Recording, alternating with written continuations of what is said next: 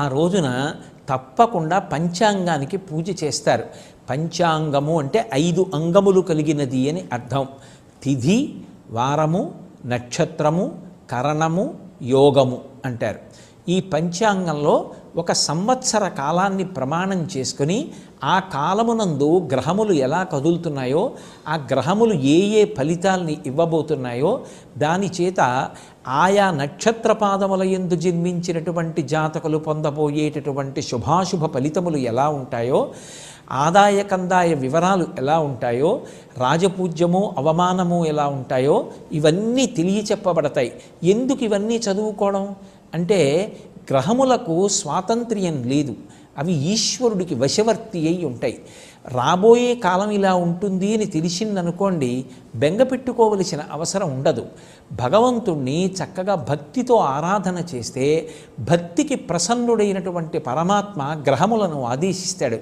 వీడు భక్తితో జీవిస్తున్నాడు కనుక వీడికి తీవ్రమైనటువంటి ఫలితములను ఇవ్వకు, వాడు తట్టుకోగలిగినంత కష్టాన్ని మాత్రమే ఇచ్చి అనుగ్రహించమని శాసించి వాడు గత జన్మలలో చేసుకున్నటువంటి కర్మల వలన పొందవలసినటువంటి పరమభయంకరమైనటువంటి దుఃఖాన్ని కూడా భరించగలిగినంత దుఃఖంగా మార్చి ఆ ఫలితాన్ని అక్కడతో పరిమార్చేటట్టుగా అనుగ్రహించగలిగినటువంటి దివ్యశక్తి సంపన్నుడు ఈశ్వరుడు ఒక్కడే.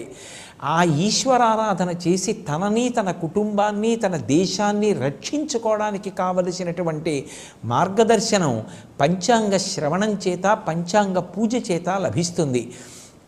అసలు పంచాంగం ప్రతిరోజు చూడాలి.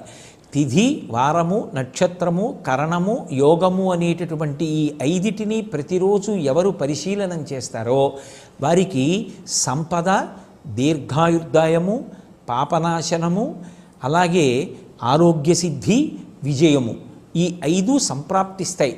అందుకే ఆ రోజున పూజామందిరంలో పంచాంగం ఉంచి పూజించి తీసి ఇంట్లో ఉన్న వాళ్ళందరికీ సంబంధించినటువంటి రాశి ఫలితాలన్నీ చదువుకుని, ఒకవేళ బాగా కలిసి వచ్చే కాలమైతే ఏ విధమైనటువంటి అహంకృతిని, అతిశయాన్ని పొందకుండా దాన్ని భగవంతుని యొక్క ప్రసాదంగా స్వీకరించి సమతౌల్యముతో కూడుకున్నటువంటి బుద్ధితో ప్రవర్తిస్తాడు. ఒకవేళ ఏదైనా ఉపద్రవం పొంచి ఉంది అని చెప్పబడినప్పటికీ ఏ బెంగా పెట్టుకోకుండా దాని నుంచి ఉద్ధరించగలిగినటువంటి పరమశక్తి సంపన్నుడైనటువంటి పరమేశ్వరుని యొక్క పాదార విందములను ఆశ్రయించి కష్టముల నుంచి పైకొచ్చి సంతోషంగా జీవితాన్ని గడిపి భక్తి యందు మరింత దృఢంగా ఉంచుకుని నిలబడగలిగినటువంటి స్థితిని పొందుతాడు. అందుకే ఆ రోజు తప్పకుండా అందరూ పంచాంగ శ్రవణం చెయ్యాలి.